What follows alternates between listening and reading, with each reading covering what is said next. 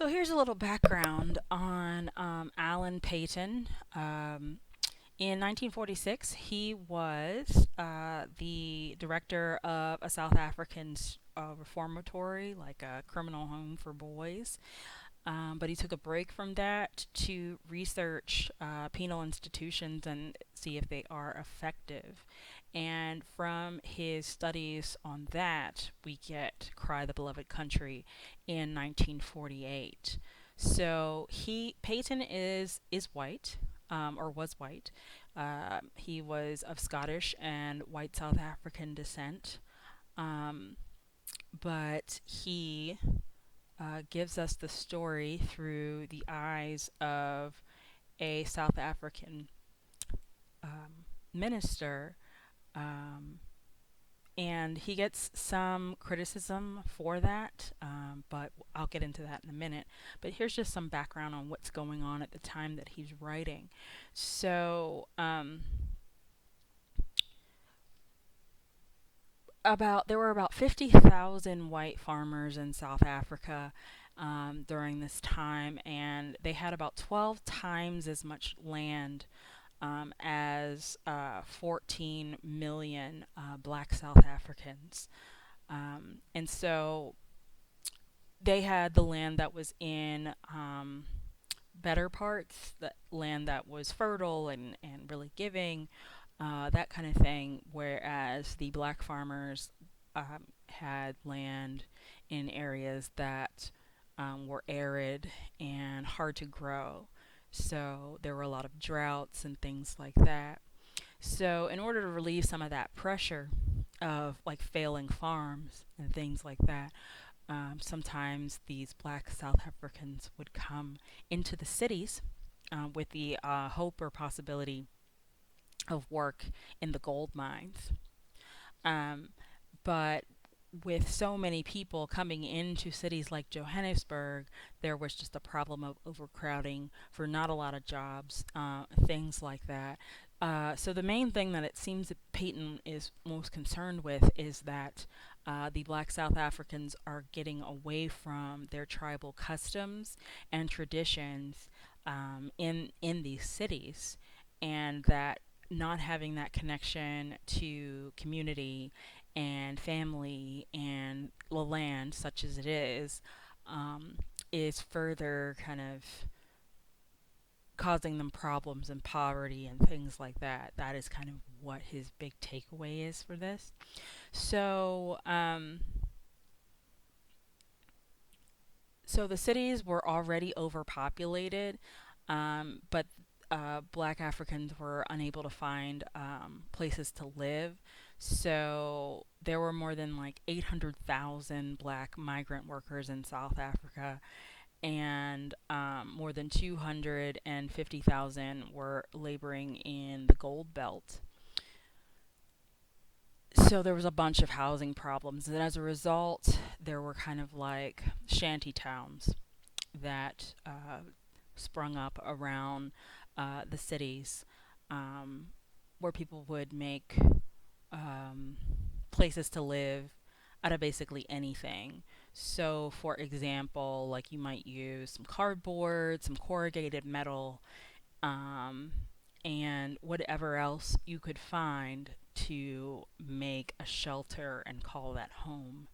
Um, there might be one bathroom and one tap for about 100 to 200, or I'm sorry, 150 to 200 residents in one of these shanty towns. So we're talking about really deplorable conditions that were going on.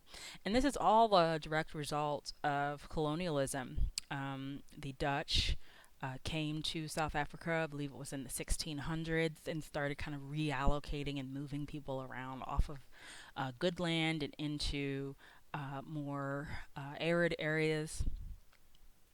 And then to solidify that control, there was the passage of the Native Lands and Trust Act in 1936.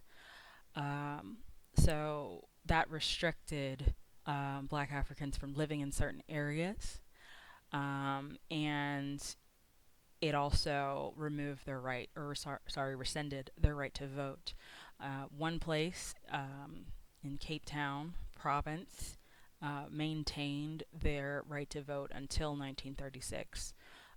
So if you can't vote, you can't have a say in how things are going, and so that strips um, people of power, and so people become desperate, right?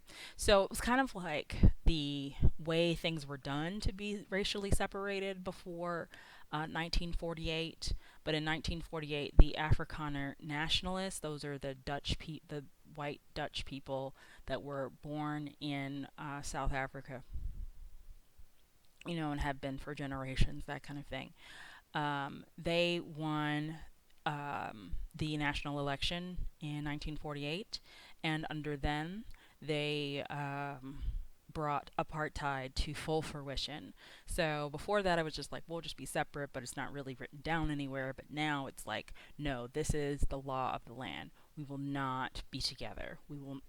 Our apartheid is taken from an Afrikaner word that means apartness, right?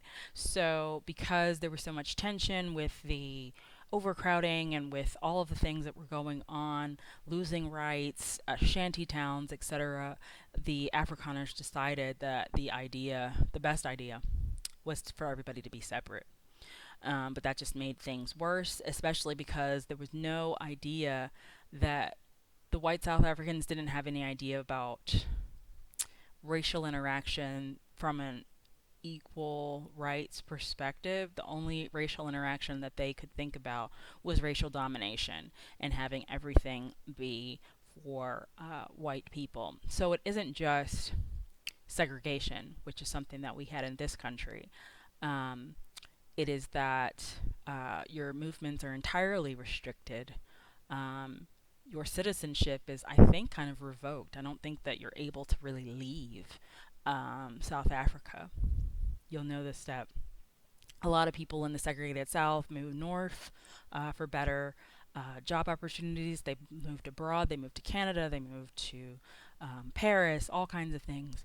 But we don't see black South Africans doing that because their citizenship is whittled down to so bare bones. And really, it's like you're thinking of them as a guest in their own country. That is how the white South Africans decided to treat it.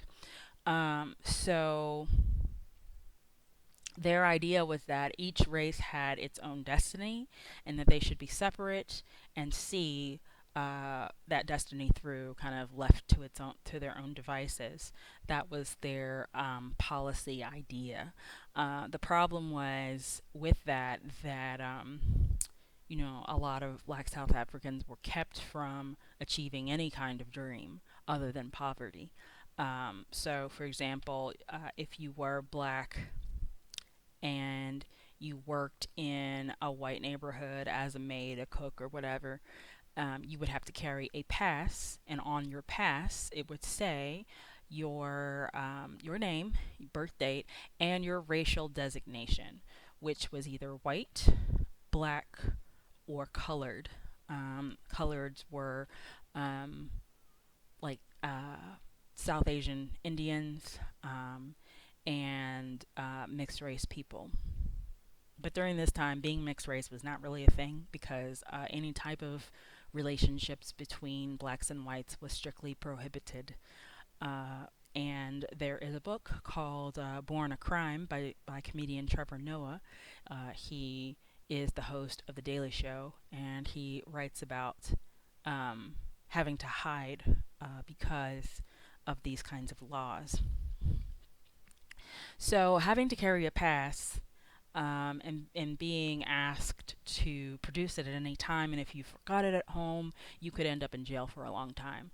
Just like if you forgot your license, usually they'll just give you a ticket, but what if they just took you away because you forgot your purse, that kind of thing, and then you were never seen again for maybe 5 years. So all of this is what's going on when he's writing this text. There's no compulsory education for Black South African youth, so they end up being hustlers, and we see those hustles going on in Cry the Beloved Country. We see shanty towns. We see the negative opinions that white South Africans have of Black South Africans, and their desire to become, and remain separate.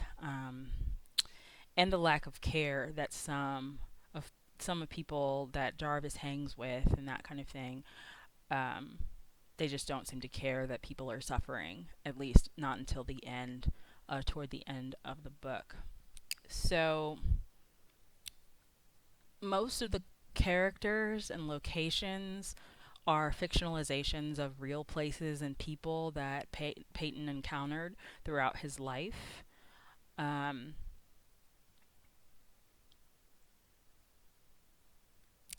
the reformatory that is kind of part of the story is not unlike the place that he worked and was a director.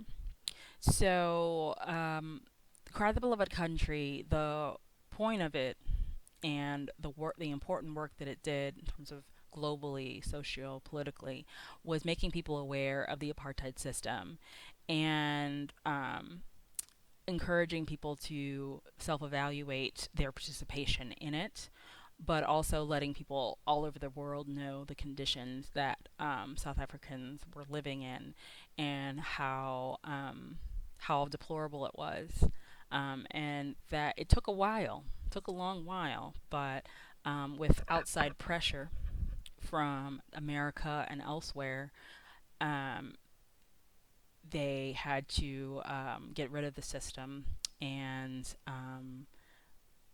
begin a more equal way of living. Some South Africans will still report that it's not quite what it should be there, but it is better than what it was. So we don't really get rid of um, apartheid until the 90s, so it's in place for about 40 years. Um, and people are beaten and incarcerated and tortured and everything under the system. Anybody who kicked up any dust about wanting equality would be disappeared, that kind of thing. So they had a Truth and Reconciliation Council where people could come and discuss what happened to them with their tormentor or their abuser, and they could have kind of a restorative justice experience from that.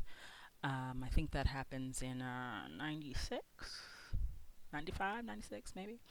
Um, some people say that's not enough, but it was a step in at least a direction. I'll leave it to other people to determine whether or not it was the right or wrong direction. Um, but the novel, one of the main effects that I think he wanted was to have it hold a mirror up to white South Africans and to change the way that they saw themselves, um, because they probably saw themselves as the benevolent uh, administrator of this system, and that everyone would be happy of what for these upstarts. So this is a good system, and it works. Um, but this showed them to be callous, and that the system was inherently flawed in against the black South Africans, and really had really devastating effects on so many people. So that was the point of the book, and I think it achieves that point. Um, so I hope that you enjoy reading it. I mean, it's not like something really, I guess, that you would enjoy because it's terribly sad, but it is a powerful book, in my opinion. You don't have to agree with me, obviously, but I do think that in this particular moment in U.S. history, it is interesting to at least read about someone or somewhere that had similar, maybe not similar, but sort of in the same vein problems that we have and that we are dealing with right now, and how they dealt with it or didn't. And it's also sometimes good to read about places that had it worse so you can feel better about yourself. That's true too. But anyway, read up and don't forget to take your quiz and participate in the discussion board with your original post and to post of response to your classmates. Remember to reread the rubric to make sure that you are hitting all of the things that I want you to do. And let me know if you have any questions about any of this. All right, thanks.